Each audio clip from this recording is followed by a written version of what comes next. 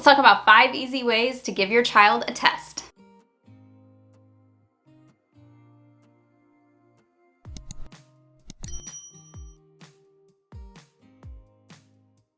Hey everyone, my name is Mandy, the Handmade Homeschooler, and today we're going to be talking about testing.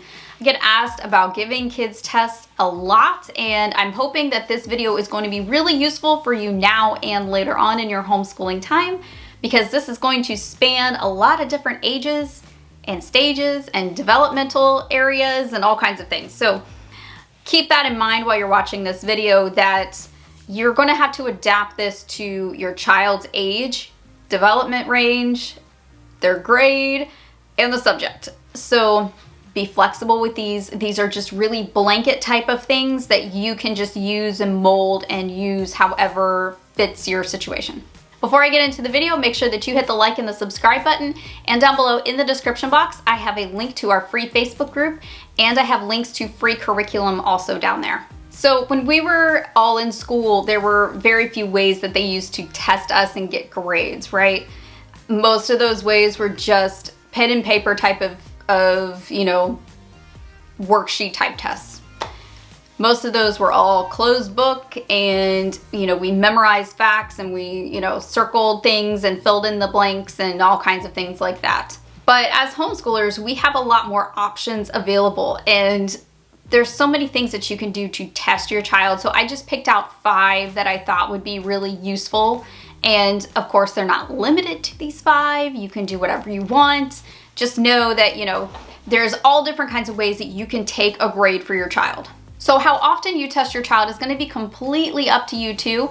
However often you want to test, whether that's, once a month, every 2 weeks, whatever, at the end of a 6-week and do an exam type of thing. Again, it's all going to really depend on the age, development level, and your child. So that's really going to affect how you approach this. So the first one, of course, is the super simple, old school, closed book, public school type of testing, where, they probably have a test already built into your curriculum, and you give them that. That's super easy, right? So let's move past that one. That's number 1. Number 2, open book. This is a totally game-changing type of test taking, especially if your kids are used to a traditional school type of testing. I know that for my oldest, because he was in public school for a couple of years, when we approached the open book testing method, it blew his mind open. Like, what? That's cheating. He kind of flipped out on me a little bit. It's not, depending on how you do it. So we don't do open book testing for all subjects. We do open book testing mainly for subjects that have a lot of math. So math-based subjects, things that would be kind of hard to cheat at. It's really hard to cheat at math. I always found it really frustrating when I was in a math class or a math-based class in high school or college, and they wouldn't even let us have the formulas. We had to have the formulas memorized. Any math-based test, I usually do open book.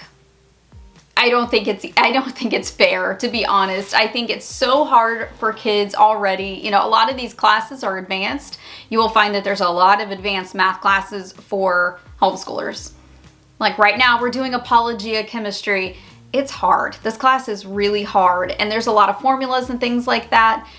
We're doing open book testing for chemistry, and I am not sorry about it. And it's not cheating, because most of the test is all math. So he's got to do math anyway. It's not like he can have the answers in front of him. He's going to have to do all of the tests. But the formulas and things like that and example problems will be really helpful when he takes that test.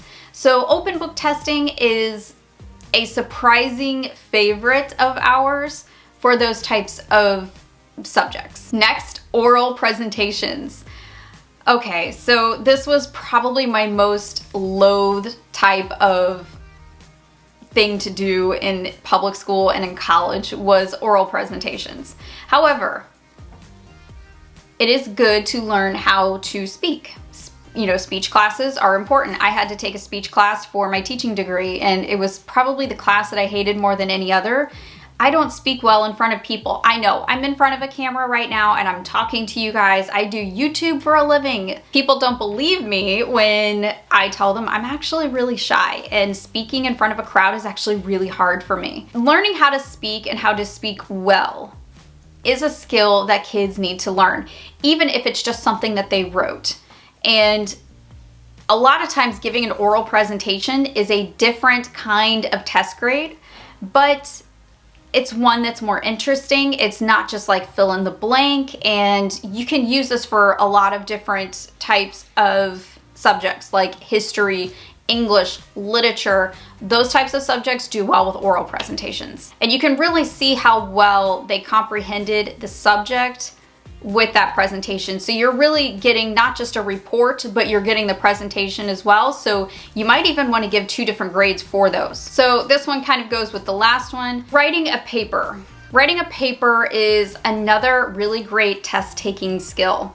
And this one also kind of prepares them in high school for those college admission tests like the SAT and the ACT, because as far as I know, you still have to do some writing on those, and like the essay portions. So learning how to write an essay or a report is a good skill. Now, if your child needs help in this area, IEW structure and style is fantastic. My kids are such skilled, confident writers now because of that. I have full confidence in them, and they're actually learning the stuff that they're learning in structure and style, they're actually taking to their reports. So my son is doing an essay right now for Christian literature, and he's actually doing it in structure and style format, which just makes my heart so happy, because it's one of those things that just kind of like bled over into all the other subjects, which is exactly what we want to see.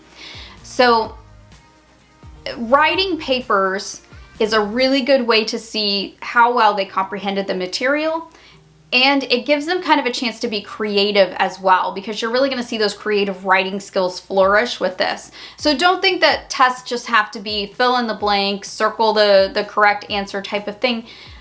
Writing can also be a great way to give a test grade. Now, the last one that I want to do is kind of a mixed bag, and this is what I call the project area. Projects are a great way to give a test grade, and it's a great way to let your child's creativity shine. If you have a creative child or a child who loves art, this is going to be a great way for you to integrate some test grades in if you need those. So there's all kinds of things you can do for this. You can have them create a book cover. If they're reading a book or doing something for literature class, have them create a book cover and watch them just go crazy with all kinds of different ideas and things like that. They could create comic strips. They could create a poster board of a certain subject. They could do a diorama even. I have seen so many really creative dioramas for literature and history. And I remember when I went into the Mardell store for the first time, they had like an entire aisle in the back that was all diorama stuff, and my heart just exploded, and I was like, I love this. I was so blessed to live within driving distance of a Mardell when we were stationed at our last duty station. It was one of my favorite places to go in the entire world. Mardell is the company that makes the homeschool planner that I use, the Simple Plan homeschool planners. They have so much cool stuff there. They have teacher decor, they have books, they have curriculum, they have, just all kinds of homeschool things. Like, it is like homeschool heaven in there. If you have not been to one, Google where the nearest one to you is and go check that out. I don't work for Mardell or anything. I don't get like a special promo or something. Like, I don't get any money for telling you that I love Mardell, but I just love Mardell. So they have all kinds of cool stuff there. And I saw that they recently added in some teacher shirts too, so that's kind of cool. Some homeschool teacher shirts. So you can really get into all kinds of different things with the creative project type of testing. There's so many different things that you can do. So really think about it.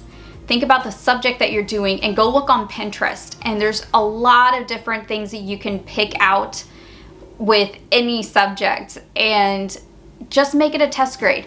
And also with that, you can make anything that they do a test grade. And if you don't have assignments for something, you can make your own test. Like if you have a curriculum that does not have tests in it, you can make a test. Yes, you will actually have to go through and read the material, whether it's a book or, you know, assigned reading, whatever. You are going to have to read it, but I mean, at most this will take you an hour.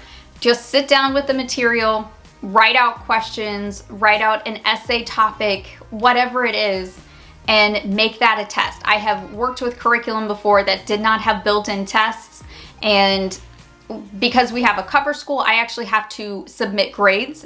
So I have to have something to grade. I have to have some kind of test. So that's what I used to do, and every now and then I still do it.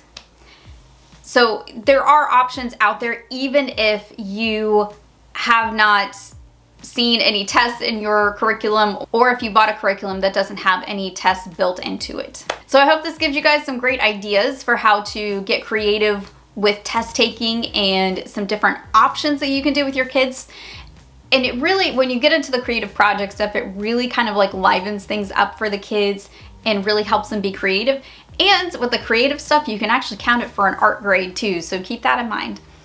We always like, you know, double things there, you know, kill two birds with one stone, right? All right, guys, let me know down below, what do you do for test taking? Do you do any of these? Do you have a different one that's creative that you want to share? Let us know down below. I always am looking for some kind of creative thing to do within my own homeschool, so I would love to hear what you guys are doing. I hope you guys have a great rest of your day, and I will see you next time. Bye, guys.